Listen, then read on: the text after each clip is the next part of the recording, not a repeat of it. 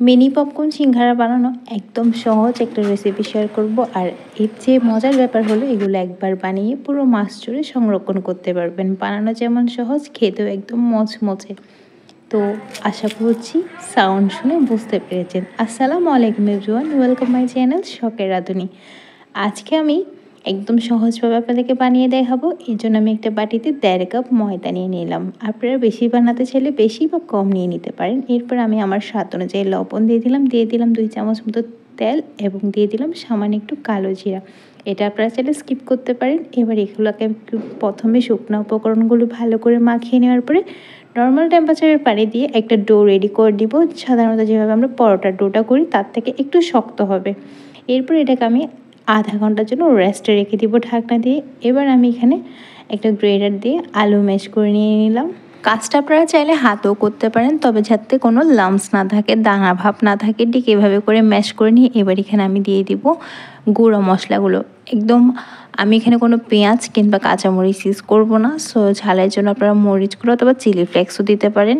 এবার আমি আমার স্বাদ অনুযায়ী লবণ দিয়ে দিলাম, ঝালের জন্য মরিচ গুঁড়া এবং ধনিয়া গুঁড়া, সামান্য একটু হলুদ গুঁড়া, এরপরে দিয়ে দিলাম জিরা গুঁড়া, আর দিয়ে দিয়েছি সামান্য একটু গরম মশলা আর ম্যাজিক মশলার প্যাকেটের সামান্য, মানে 4 ভাগের 1 ভাগে দিয়ে দিবেন ম্যাজিক মশলা। এটা একটু স্বাদটা বাড়িয়ে আনবে, এই আর কি। এবার এই ভর্তাটা রেডি করে এটা এক পাশে রেখে দিলাম। এবার আমি যে ডোটা করে রেখেছি ওটা নিয়ে নেব। আধা ঘন্টা হয়ে গেছে এরই মধ্যে। এবার আমি এটাকে 2টা ভাগে ভাগ করে বড় বড় করে 2টা লুটি বেলে নিব।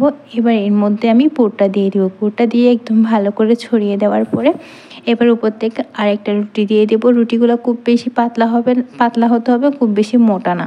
এরপরে এবার 4 কোণা করে একটা শেপ দিয়ে দিব।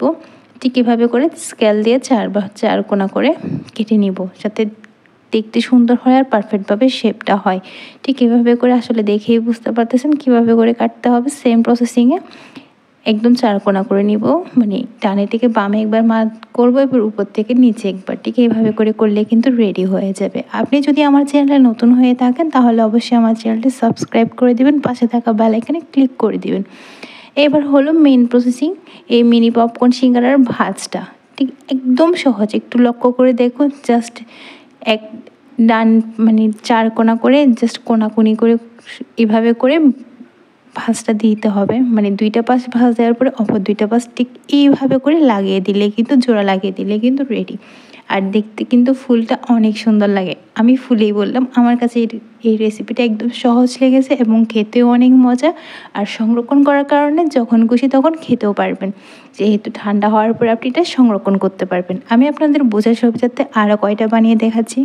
প্লিজ আপনারা একটু মনোযোগ সহকারে দেখেন, তাহলে আশা করছি আপনারাও বানাতে পারবেন। বানানো একদম সহজ।